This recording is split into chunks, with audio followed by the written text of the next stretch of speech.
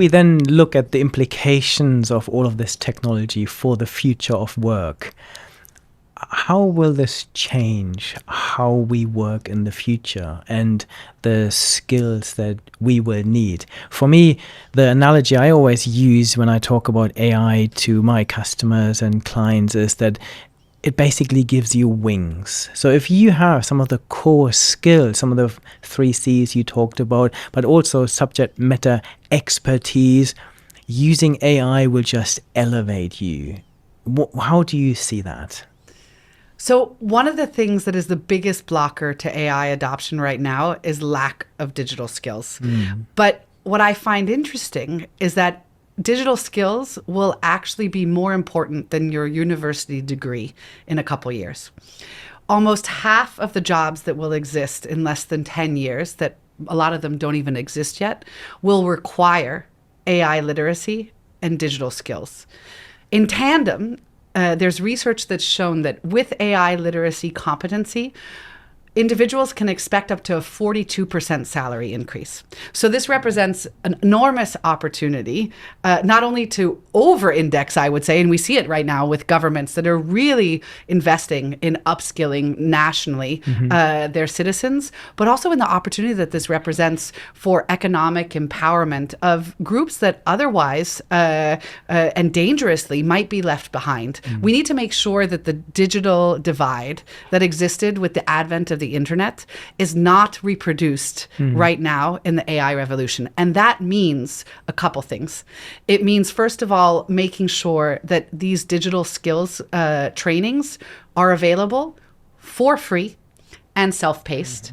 Because one of the things that we found in the research that we did is that companies were coming to us and saying, look, we can't find the skills necessary in order to recruit. In certain countries, in Europe, for example, it takes up to 6 months to find somebody with the necessary digital skills. 6 months in AI years is years, more than dog years, in terms of the pace of technological development. And so companies were saying, we need these skills. But employees were coming to us and saying, we would love to learn, but we don't have the time and the classes are expensive. And so making sure that these classes are free, personalized, perhaps with agentic AI, and self-paced is something that's absolutely essential. And here again, I'd emphasize that it's not just about technical literacy. It's also about understanding what it means to develop and deploy and use this technology in a responsible way. It's one of the reasons why we made our AI Ready commitment, where we make available classes for free that are self-paced for technical and non-technical audiences. It's the same classes that we use to train our engineers and our teams, but also why we place a real emphasis on the need for diversity in this space. We need to make sure that everybody is benefiting from the opportunity that this technological but also cultural moment represents, and make sure that those diverse perspectives are around the table. And that is important for several reasons. One is that the return on investment in innovation increases with diversity. If there's more than one woman on a board, the ROI on innovation is higher. And diverse teams actually make better decisions up to 73% of the time. And so for that diversity to exist in teams, we need to make sure that diverse populations are actually empowered with the skills necessary. So fundamentally, we have a tech sector as diverse as the societies that we aspire to create. And that happens through investing in digital skills. One of the things that we found in the research that we conducted actually is that the demographic that was most interested in learning new digital skills was actually the demographic closest to retirement. It was people over 60. And what that shows is that people over 60 understand that their capacity to participate in the world of tomorrow will actually depend on their capacity to understand and proactively use these tools. In tandem to that, though, I think there's a lot of fear of what this represents in terms of the future of work. And I think there are some lessons from history that we can learn from. As a history buff, I'll share with you just two. One is the invention of the printing press. So when the printing press first came about, the monks that were responsible for transcribing by hand the Bible actually broke the first iterations of the printing press, because I believe in the monks' heads, they probably thought to themselves, what good will they be? what will their job be if they no longer have to reproduce by hand the Bible? But fundamentally, what the advent of the printing press did was it invented careers and industries that absolutely did not exist before. It invented publishing and editing. It invented the possibility to become an independent author. It invented the great field of literature that we all benefit from today. And so fundamentally, what occurs with these kinds of innovations is that jobs disappear. But in the long run, more jobs are created. So the fundamental question is, how do we prepare individuals today for the world of work of tomorrow? And that's through digital skills. How do we empower individuals with the skills necessary to create those jobs and to solve some of the biggest problems that face us now and that will face us in the coming years using this technology? So again, it's not just a technological revolution, it's also a cultural one. And I think here, over-indexing on the cultural dimension of this moment is really important because good data needs good AI, good AI needs good data, but fundamentally good work needs good people. And so we need to be starting with the people that will be designing these solutions. And that starts with making those digital skills available to everybody. Sometimes I feel when you say to people that might not be too digitally minded, digital skills, AI literacy, that all feels very scary and very technical. The beauty is that nowadays it's no longer technical, that you now have interfaces 100%. That anyone can use. You can speak to your AI to create code, to create anything you want. And so what we need to do is we need to give people access to these tools, which are so easy to use nowadays, so they can delegate all the work that they don't want to do, that doesn't add any value to those machines, so they can reinvent the work of the future. 100%. And I think there the creativity, curiosity, and critical thinking, I love this theme of the 3 C's throughout our conversation, is really important. It's about not only, again, the technical skills and the skills around responsibility, but how do we foster a culture of creativity, critical thinking, and curiosity? Because the reality, as you articulated it, Bernard, is that the future of work and the future of this technology will be guided by lots of individuals that aren't necessarily engineers or coders.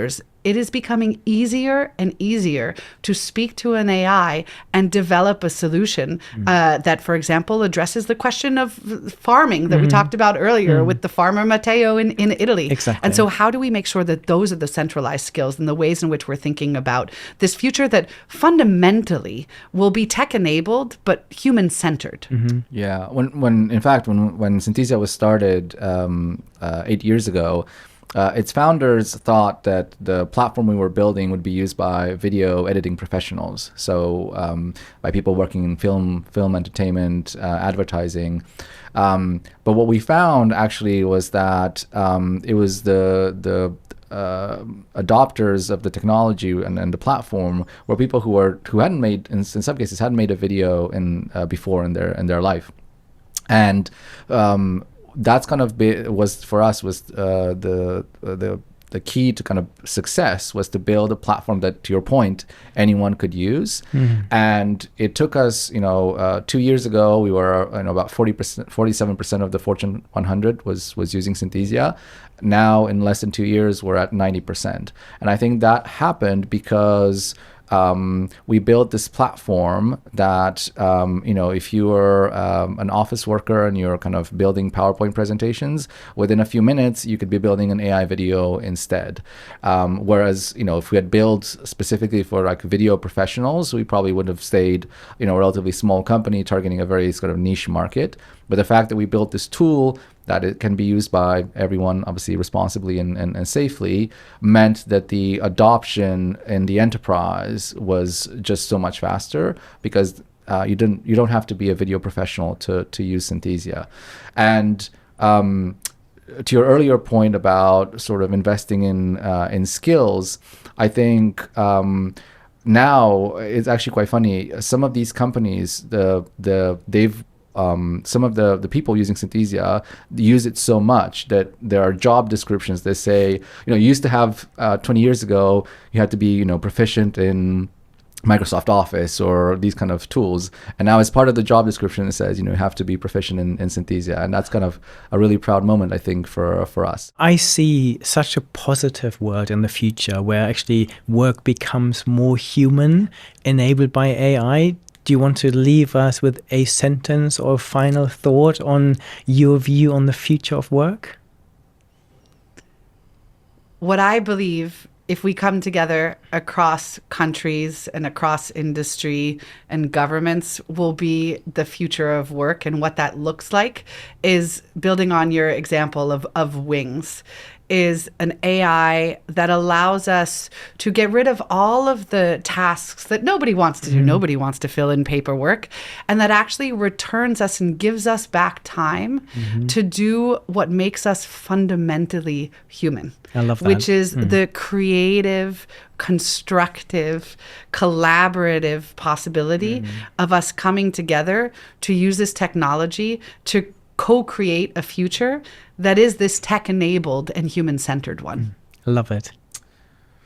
Yeah. What else to say after that? I think I think that's a very good way to end it. I think the other way, in my view, to think about jobs and work is that work has obviously a skill or knowledge element to it. People like to learn and then apply what they've learned in their jobs. But there's also a very strong social element to it. There are very few people who work in isolation. Most of the work happens in a collaborative type environment. And in that type of environment where you're working with other people, you form strong social connections that sometimes last you a lifetime. So when I think about work, what I enjoy about work is not just acquiring new skills and applying them, but forming connections with the people that I work with or work for. And I think what AI can do is it can help us learn faster, and in some cases it can help us be more productive, so we have more time to focus on the social aspect, because I think that's what we enjoy as people. We enjoy connecting with other people. So if I can delegate something to AI and I have more time to meet more colleagues and spend more time with them and learn from them and communicate with them, I think that's, for me, sort of an ideal future of work, if you like. Amazing. Thank you so much for your time, Sasha and Alex. Fascinating conversation.